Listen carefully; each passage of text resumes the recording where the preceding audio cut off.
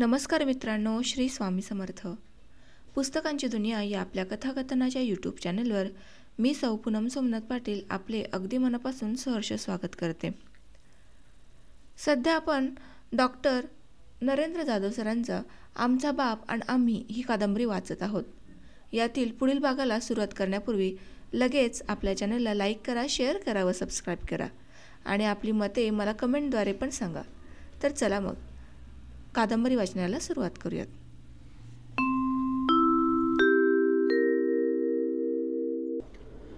इलेक्ट्रिकची गाडी 1925ला चालू झाली. त्या टायमाला घरी माझ्या लग्नाची बातचीत सुरू झाली. माझी आई मुली पाहू लागली. पहिली मुलगी पिंपरीची आली. तिचे आईबाप तयार झाले व देण्याघेण्याची बात पक्की झाली. पण त्या मुलीच्या मामाचा दुसरीकडं बोल झाला होता. त्याचा आपसात भांडणं लागले. आम्ही ती मुलगी कॅन्सल केली. मग चिंचखेडची मुलगी पाहिली. तिची आई व माझी आई एकाच ठिकाणी काम करत होत्या व आम्ही एकाच चाळीत शेजारी राहत होतो. त्या मुलीच्या आईची फार इच्छा होती. त्याच वेळेस माझा भाऊ माधवराव आमच्याकडे आला. तेव्हा आईने सर्व सांगितलं. माधवरावाने त्या मुलीला पाहिलं, पसंत केलं. आईने माधवरावाला सांगितले की हे पक्क करून जा. दुसऱ्या दिवशी आईतवार होता. सर्व माणस जमा झाले. त्या मुलीचा मामाही आला. बातचीत चालू झाली. मुलीच्या मामाने सांगितले की घरात 300 रुपये द्या व लग्नाचा खर्च तुम्ही करा. माधवरावाने सांगितले जे दागिने मागाल व जो कपडा सांगाल तो आम्ही देऊ, पण घरात आम्ही काही देणार नाही. मग ते मोडले. शेवटी तारू खेरड्याची मुलगी पाहिली. ते वडाळ्याला राहत होते. तिचा बाप गरीब होता. एका डोळ्याने आंधळा होता. वडनेरच्या गेंदा मास्तराने हे जमवले. त्या मुलीचे नाव सोनू. ती फार देखणी व सुंदर. ती मला पसंत आली, पण लहान होती. तरीही सर्वांनाच पसंत पडली. दोघांचा खर्च सारखा असावा असं ठरलं. फक्त 51 रुपये खर्चासाठी द्यायचे असं ठरलं. पण लगीन गावी झाले पाहिजे एवढीच त्यांची आठ होती.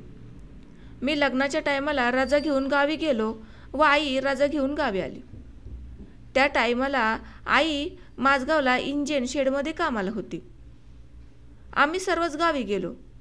बहिणीचे लग्न लहानपणीच झाले होते. आमचं लग्न तुलसीचं लग्न झाल्यावर 14 तारखेला झालं. 1926 साली. महिना विसरलो. माझे काही मित्रांनी विचारले की लग्न कधी, तर मी सांगायचो तारीख 14ला. ते माझ्या ध्यानात राहिले. माझे लग्न ओझरला झाले. आम्ही ओझरहून परण्या खेरड्याला गेलो. आमच्या लग्नाला 5 बैलगाड्या व एक भिरकही होता. संगती बरंच वराड होतं. मोठ्या गावचे लग्न म्हणून आमचा फारच बडीजाव केला. गावातल्या माणसानं मराठ्यांनी फार मदत केली. माझ्या मावस बहिणीनं दिवाळीच्या फटाकड्या व नळहवा खूप आणल्या. लग्न फार मजात झालं. लग्न झाले. आम्ही सर्वजण ओझरला गेलो. तेथे आम्हाला नवरी नवऱ्याला नवीन देवळात बसवलं. संध्याकाळी वरात मिरवली. नवरी 3 दिवस ठेवून नवरीचा भाऊ येऊन मुलीला घेऊन गेला. आमची रजा संपली. आई व मी मुंबईला निघून आलो. नवरी लहान होती म्हणून तिला आणले नाही. ती 1-1.5 वर्ष माहेरात होती. तिला आणाया माझ्या सिवान कोण जाणार. मग मी रजा घेऊन माझ्या मामाकडे अकराळ्यास गेलो. तिथे 2 दिवस थांबून मी गोंडेगाव सिगव्यास गेलो. तिथे माझी चुलत बहीण होती. ते फार माझा लाड करायची. तिला 4 मुलं होती. त्यातला एक जण माझ्या मेहुण्याने माझ्याबरोबर पाठवला. त्याचे नाव आबा. त्याला घेऊन आम्ही दोघेही खेरड्याला गेलो. 2 दिवस राहून नवरीला घेऊन परत सिवग्याला आलो. तेथे 1 दिवस राहून आम्ही दोघे मुंबईला आलो. आमच्या संसाराला सुरुवात झाली. आमची कुर्ल्याची खोरी फार लहान होती. 10 बाय 10ची. तेथे आम्ही 4 माणसं. आम्ही दोघे व आई व बहीण एकत्र राहत होतो. माझ्या बायकोचे नाव सोनू. तिच्या आईबापाने सोनू हे खरोखर बरोबर नाव ठेवले. ती खरोखरच सोन्यासारखी होती. ती जसजशी मोठी होत होती तशी सोन्यासारखी चमकू लागली. अगदी तिचा रंग गोरा, डोळे मोठाले, चेहरा गोल, नाक लांब व अंगाने चांगली भरली. त्यामुळे ती आकर्षक दिसू लागली. त्याप्रमाणे ती मेहनती व कष्टाळू होती. आमची संसाराची गाडी फार चांगली बनली. मोटार चालवणार किती हुशार असला तरी मोटारची देखरेख करणारी हुशार असला पाहिजे, तरी ती रस्त्याने बरोबर चालते, नाहीतर ती रस्त्यात बंद पडते. खरोखरच जो मनापासूनच काम करतो तो खरा कारागीर. माझ्या संसाराची गाडी मनापासून तिने नीट केली, म्हणून मला माझी गाडी नीट चालवता आली. तिच्यात काही बिघाड असते तर इतक्या लांबपर्यंत आली नसती. खरोखरच अति कष्टाने माझ्या संसारात तिने मदत केली, अशी कोणत्याही बायकोने केली नसती. माझ्या अनाथकरणापासून तिच्याविषयी आदर आहे हे मी बोलीत दाखवित नाही. त्या टायमाला बाबासाहेबांची चळवळ जोरात होती. साल 1927 नाशिकच्या काळाराम मंदिराच्या सत्याग्रहाची तयारी चालली. बाबासाहेबांनी इस्का वाटून तयार केले, त्यात मी भाग घेतला. आम्ही देवळाच्या दरवाजा सत्याग्रह करीत असताना 1 दिवस आणि 2 तासाची सजा झाली. त्यात आम्ही बऱ्याच लोकांनी मार खाल्ला. समाजकार्य चालू होते. एकदा सार्वजनिक गणपती बसवला. त्या टायमाला कोणीतरी अफवा पसरवली की हे लोक गणपतीला फाशी देणार आहेत. ही बातमी पोलीस स्टेशनला समजली.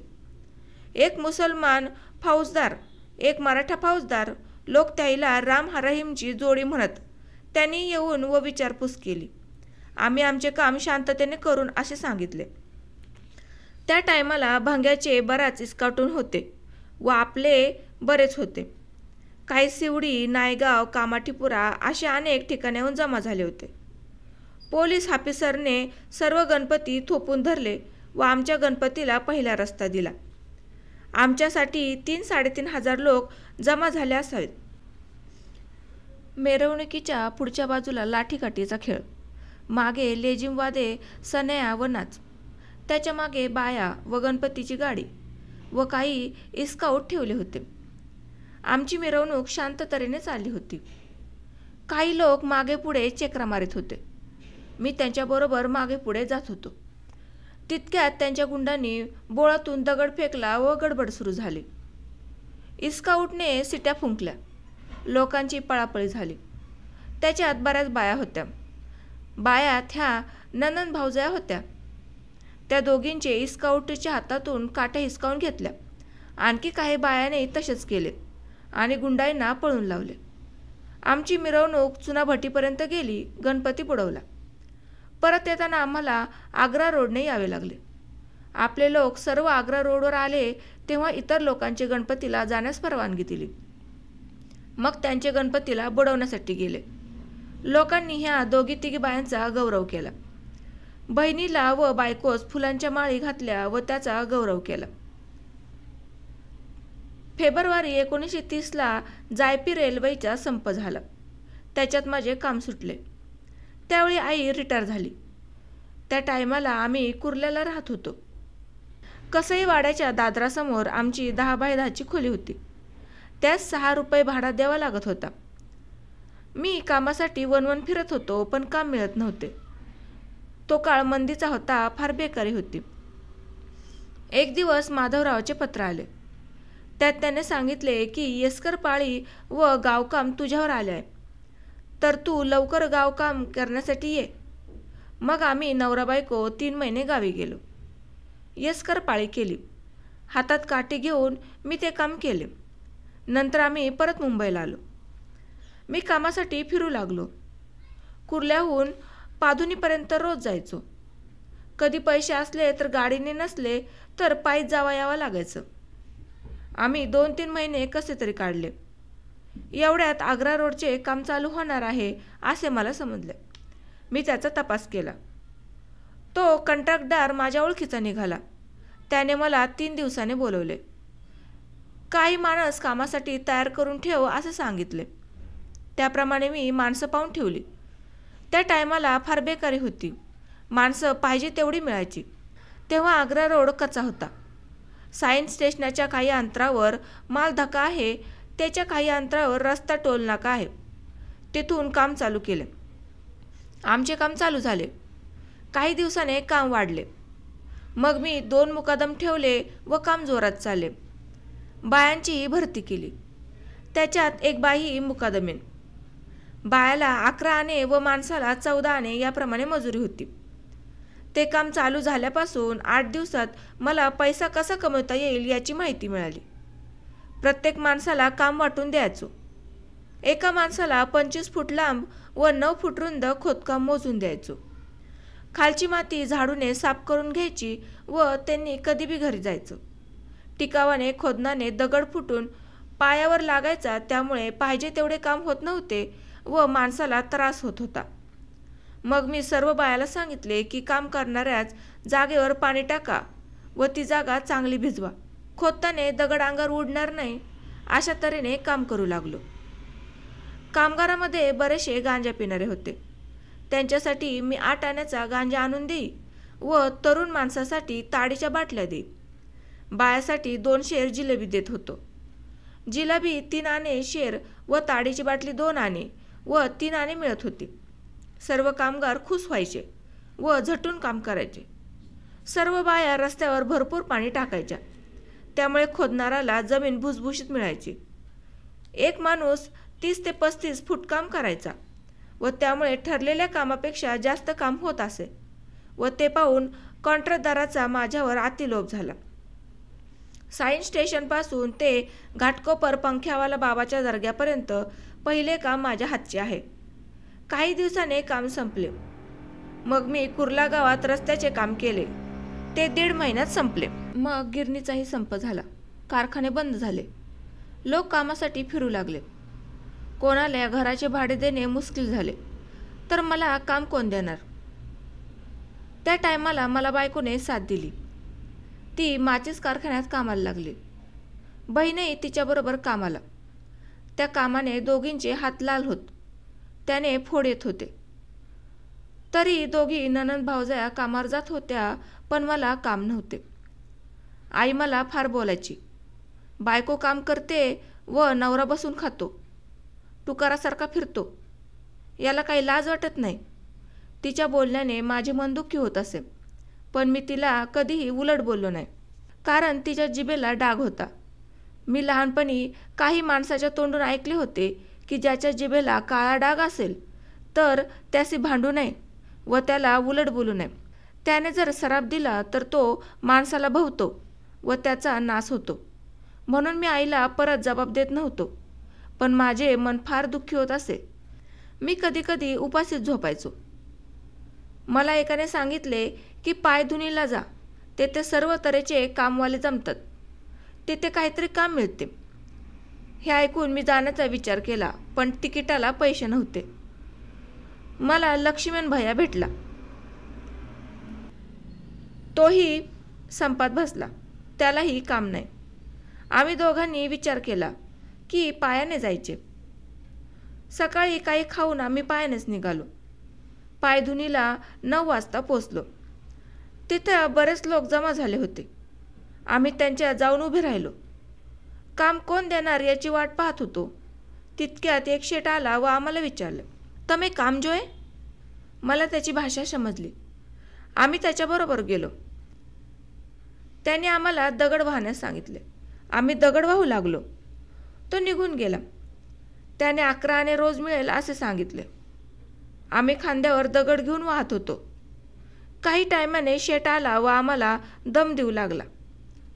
"तुम्हाला असे काम करता येणार नाही, तुम्ही घरी जा. दगड डोक्यावर घ्यायचे असतात, खांद्यावर नसतात." आम्ही गप उभे राहिलो. त्याने विचारले की तुम्हारे दुसरे काम कराल का? आम्ही म्हटलं हो. मग त्याने आम्हाला भिंती पाडण्याचे काम दिले व 2 पहारी दिल्या. ते काम करताना आमचे हात लाल झाले व हाताला फोड आले. हाताची आगीन होऊ लागली. 1 फूट भिंत फोडता आली नाही. मी भैयाला सांगितले, "आपल्याला चहा मिळाला असता तर बरं होईल. तुझ्याजवळ 2 दिडके आहेत का? आपण चहा पिऊ." तितक्यात शेट आला. "अरे, इतकेच काम झाले?" आम्ही शेटला आमचे हात दाखवले. भैयाने शेटला सांगितले, "आम्हाला 2 दिडके देऊ." त्याने चहा पाठवला. तो पिऊन जरा हुशारी आली. मी भैयाला सांगितले, "हे काम आपण असेच करीत राहिलो तर मरून जाऊ. त्यापेक्षा आपण आयडिया करू." आम्ही भिंतीला 2-3 जागांवर भोकसे पाडले व पहारी घालून हलवले. त्यामुळे ती ढिली झाली. दोन्ही पहारी एकत्र करून हलवल्या तर ती 5 मिनिटात खाली पडली. आमच्या बाजूच्या खोलीत 4 कोंडारी तेच काम करत होते.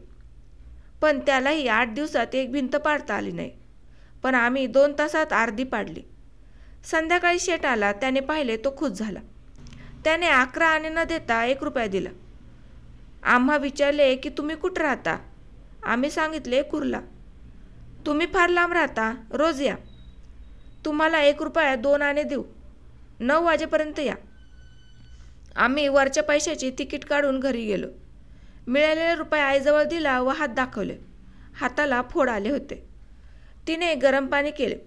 त्यात तेल मीठ टाकून मला त्यात हात ठेवायला सांगितले. त्याप्रमाणे मी केले. मला जरा आराम वाटला. सकाळी रामचंद्र भैया आला. आम्ही त्याच्या कामावर गेलो. 10-12 दिवसात 3 माळ्याची बिल्डिंग आम्ही पाडली.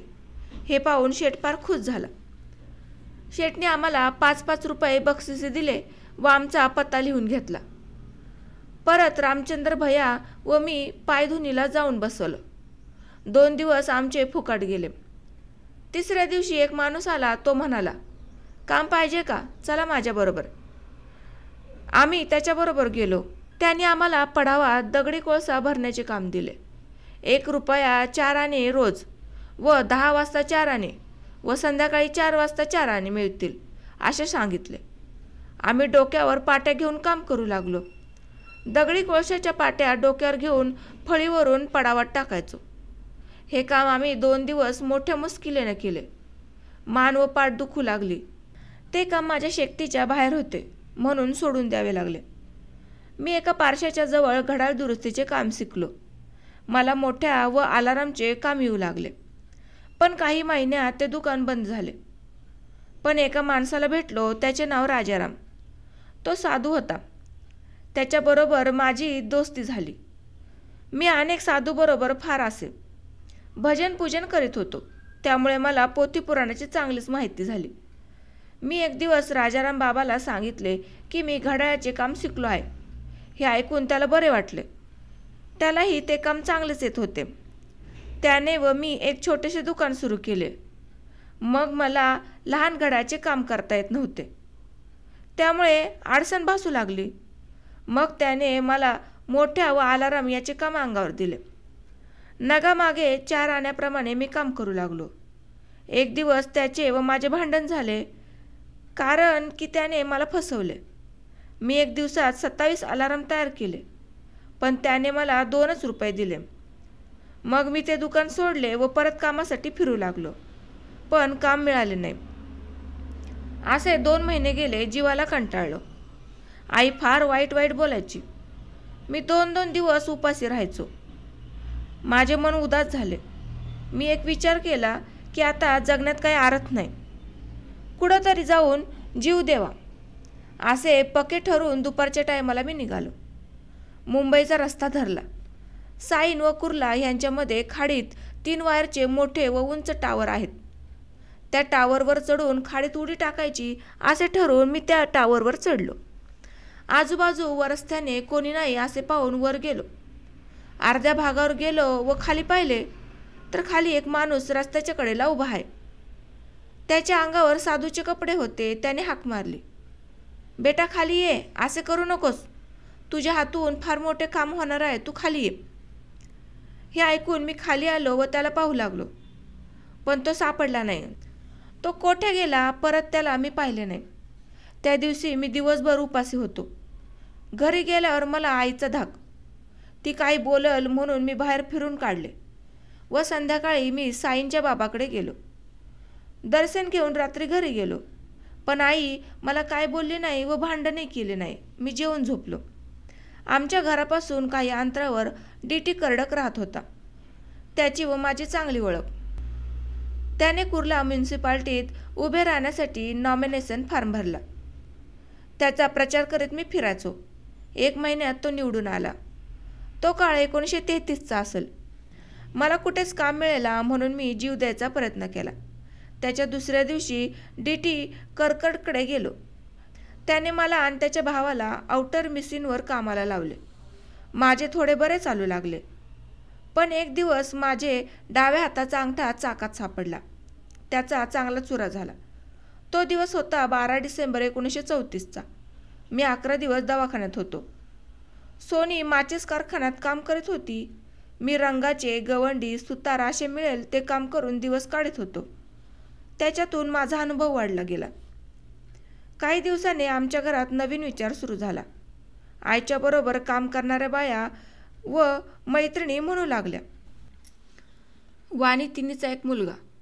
लग्न होऊन 7-8 वर्ष झाली तरीही अजून मूलबाळ झाले नाही. या पोरीला मूल होणार नाही. ही अंगाने खूप जाडी झाली. तू मुलाचे दुसरं लग्न कर. माझे मामाही तिला तेच म्हणू लागले व माझा भाऊही तसंच म्हणू लागला. अनेक नातेवाईकांचा तोच सूर निघायला लागला. हे बायकोने ऐकले व ती सारखी रडू लागली. कधी कधी ती दिवसभर उपाशी राहायची व एकांत जाऊन रडायची. काही दिवसांनी माझ्या लक्षात आले व मी तिला विचारले, तुझे रडके टोन मला दिसते ते का ग?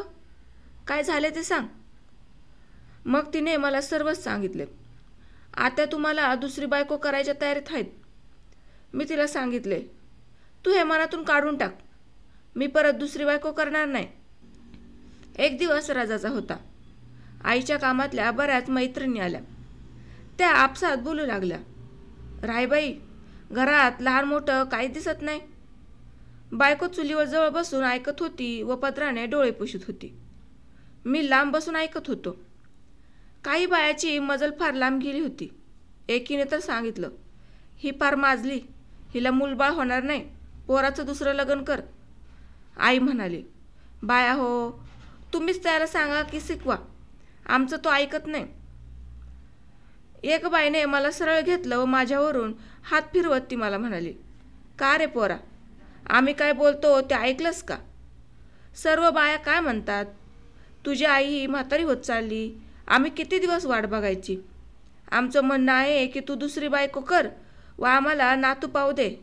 बोल, काय म्हणणं आहे ते? मी तिला सांगितलं, आई, तुम्हाला नातू पाहण्याची फार इच्छा दिसती. मग तुम्ही रस्त्यावर जे लहान मुले दिसतील ते आपले सर्वच नातू समजायचे. त्यालाच आजीच्या ममतेने पाहायचे, म्हणजे तुमचे समाधान होईल. आमच्याविषयी तुम्हाला काळजी करण्याचे कारण नाही. समजा आमच्यातले कोणी मेले तर त्याचं सुताक तुम्ही पाळणार नाहीत व तुमच्यातले कोणी मेले तर आम्ही तुमचे सुताक पाळणार नाही. उगाच आईला किंवा मला चिथवणी देऊ नका. मी कोणाचे ऐकणार नाही. माझ्यासारखे जगात अनेक असतील. माझी काही लाखाची का कोटीची इस्टेट वाया जाणार नाही. माझं बरं वाईट मला चांगलं समजायला लागले. मी ह्याच बायकोबरोबर संसार करेल, मला कोणी सांगू नये. सर्व बाया माझ्या तोंडाकडे पाहू लागल्या. काही बाया म्हणाल्या, तो सांगचा शान आहे, त्याला काय शिकवता? हे बायको चुलीपाशी बसून ऐकत होती व पदराने डोळे पुसत होती. तिच्या जीवात जीव आला. तिने माझ्याकडे पाहिले व हसली. तिच्यात थोडा बदल झाल्यासारखा मला वाटला. मीही माझ्या मनाचे समाधान करून घेतले, पण आईला ते आवडले नाही. तिने बोलून दाखवले नाही, पण 4-5 दिवसात ती ओझरला निघून गेली. त्याच्यानंतर काही दिवसांनी एक भिकाराचा मुलगा भाकरी मागण्यासाठी दारात आला. तो उभा होता. तो फार सुंदर व देखणा होता. अंगात फाटकी बंडी व फाटकी चड्डी, खांद्यावर एक घोंगडीचा फाटका तुकडा व रडल्याचा चेहरा. केलवाणी तोंड करून तो पाहत राहिला. मी त्याला पाहिल्यावर मला त्याची दया आली. मी त्याला घरात घेतले. ते बायकोने पाहिले, तीही जवळ आली. त्या मुलाची विचारपूस केली. तोच रडायला लागला. त्यानं सांगितलं, माझं गाव सातारा. मला माझ्या बापानं कामासाठी मुंबईला आणलं. आम्ही स्टेशनवर झोपलो होतो, पण तो कधी उठून गेला ते मला माहीत नाही. मला भूक लागली. मी भाकरी मागायला लागलो. माझी कुठं ओळख नाही. मी कोणाकडे जाऊ? मी बायकोला सांगितलं, याला आपल्या घरी ठेव, हा मला आवडला आहे. तू सारखी मुलासाठी मनातून झुरतीस हे मलाही वाईट वाटतं. तर आपलाच हा मुलगा आहे समज. मी त्याला विचारले. त्याने सांगितलं, माझं नाव शंकर व बापाचे नाव भिक्यामांग बाबर. मी मांगाच आहे. मी त्याला सांगितले, मी जात मानित नाही, तू भेऊ नकोस. माझ्या बायकोला वाटले की घरात मूल नाही. देवाने हा मुलगा पाठवला यात समाधान मानावं. तोही आमच्याजवळ बरेच महिने राहिला. एक दिवस सोनीने मला जवळ बोलवले व सांगितले, आत्याला पत्र पाठवा व त्यालाही बोलून घ्या. येताना मला चिंचा व बोरी घेऊन या. हे मला काही समजलं नाही. तिने सांगितल्याप्रमाणे मी आईला पत्र पाठवले. आई कांदे काढण्यासाठी ओझरकडे गेली होती. पत्र पाहता कांदे माडीवर टाकून आई मुंबईस आली. येताना चिंचे बोरे कवटे घेऊन आली. समिटाची अर्धी गोणी भरून चिंचा बोरे आणली होती. आईने तिला जवळ घेतले, डोक्यावर हात फिरवला व आशीर्वाद दिला. आई परत 2 महिने ओझरला गेली. माडीवर पाहती तर कांद्याचा वास येऊ लागला. ते सर्व सडून गेले, कारण तिच्या जावाने कांद्यावर पाणी टाकले. आईने ते कांदे नदीत नेऊन टाकले आणि ती मुंबईस निघून आली. त्याच्यानंतर मी 5-6 महिने फार आजारी होतो. मला रक्ताची हागवण लागली. अनेक डॉक्टरचे दवा घेतला पण गुण नाही. भगत पाहिले, जाणते पाहिले व डॉक्टरही बरेच केले पण गुण नाही. काही माणसाने सांगितले की गुजरातमध्ये एक वैद्य आहे, त्याला पत्राने कळवा, तो तुम्हाला दवा पाठवून देईल. त्याप्रमाणे मी कळवले. त्याने काही दवे पाठवले पण त्यानेही काही झाले नाही. मग मी एका खाजगी डॉक्टरकडे गेलो. त्याने मला सांगितले की तुमच्या आतड्याला फोड आल्यात, तर तुम्ही काही दिवस 1 कप ताकावर राहिलेले पाहिजे. दुसरे काहीच खायचे नाही. मग खायचे बंद केले. 24 तासात गलासभर ताक घेऊन राहू लागलो. मी फारच अशक्त झालो. हात नुसते हाडं राहिले. असे 15 दिवस गेले व मला हातपाय हलवण्याची ताकद राहिली नाही. मग मी आईला म्हणालो, उपाशी मारण्यापेक्षा काय खाऊन मेलो तर बरे होईल. मला तुपाच्या पातळ भाकरी व खिमा चारा, म्हणजे मनाला समाधान होईल. आई माझ्या नाकावर हात लावून सुवास पाहायची. जीव आहे का गेला व बायकोसारखी पोटाला हात लावून बसली. आजूबाजूचे लोकांनी घर भरलेले असे. मग ओळखीचा एक कसई होता, त्याला आईने सांगून आता बारीक खिमा दिला. सोनीने चपात्या व खिमा करून दिला. मी काही खिमा व चपाती खाल्ली. बऱ्याच दिवस पोटात काही नसल्यामुळे मला चांगली झोप लागली. मग मी थोडे थोडे खायला सुरुवात केली व आस्ते आस्ते मला बरे वाटू लागले. पण जुलाब थांबले नाहीत. काही दिवसाने मी भिंतीला धरून चालू लागलो व कोणाचा आधार घेऊन रस्त्याने येऊ लागलो. काही दिवसापूर्वी मी ज्या माणसाकडे रस्त्याचे काम केले होते, त्या शेठने माणूस पाठवून मला बोलवले. मग मी त्या माणसाबरोबर गेलो. त्याने मला ओळखले नाही. मग मी सर्व सांगितले. त्याने मला काम दिले. मी 4 माणसे लावून काम करून घेतले व मीही माझ्या हाताने काम करू लागलो. माझे लक्ष कामाकडे गेले, त्यामुळे माझा रोग कमी झाला. मी आजारातून बरा झालो. आईने जावायला सांगितले की पोराला तुमच्याकडे काम लावा. त्याचीही साहेबाला विचारले. साहेबांनी सांगितले की 100 रुपये आण, मी त्याला लावतो. मेवण्याने त्या आईला सांगितले, पण 150 आईने लगेच दिले. साहेबाला 100 दिले. बाकी हेडकलाऱ्याने व मेहण्याने दाबले. मी आजारातून साधारण बरा झालो होतो, पण आजार फार दिवसाचा होता. माझे अंग किडकिडीत झाले. अगदी बोंबलासारखा बारीक झालो होतो. अशाच टायमाला कामासाठी बोलावले. मी मेवना करजबरोबर वडाळ्याच्या BPTच्या ऑफिसात गेलो. तेथे हेड क्लर्कने मला डॉक्टरकडे पाठवले. अंगात ताप होता. मी चिठी घेऊन डॉक्टरकडे जाण्याच्या अगोदर हॉटेलात गेलो. 2 बाटल्या सोडा पेलो व काही टाईम बसून राहिलो. माझी लघवी पिवळी होत होती. असं पण सोडा पिल्याने पांढरी आली. तिथं आपल्याच पैकी पाहुणा होता. तो मला ओळखीत होता. डॉक्टर पारसी होता. त्याने माझ्या डोळ्याची परीक्षा घेतली. माझ्या डाव्या डोळ्याने मला कायमचे दिसत नव्हते. एका हाताने एक डोळा दाबून धरावा लागत असे. मी डोळा दाबून धरताना काही भाग खुला ठेवून सांगायचो. मी डोळ्यात पास झालो. डॉक्टरने मला कपडे काढायला सांगितले, म्हणून कपडे काढले तर मी फार बारीक होतो. डॉक्टरने विचारले की तू बारीक कसा? मी सांगितले, मी फार गरीब आहे, मला वेळेवर जेवण मिळत नाही. मी सर्वात पास झालो. किती टायमास खोटं बोललो याचा हिशोब नाही. शेवटी मी 1937ला BPT रेल्वेमध्ये मानकर म्हणून काम करू लागलो. आमच्या संसाराची गाडी लाईनला लागली ती तवापासून.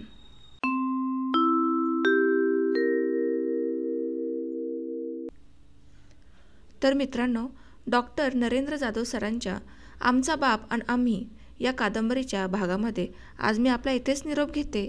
भेटूयात पुढील भागामध्ये. तोपर्यंत आपलं प्रेम व आपला लोभ असाच आपल्या चॅनलवर सतत असू द्यात. धन्यवाद.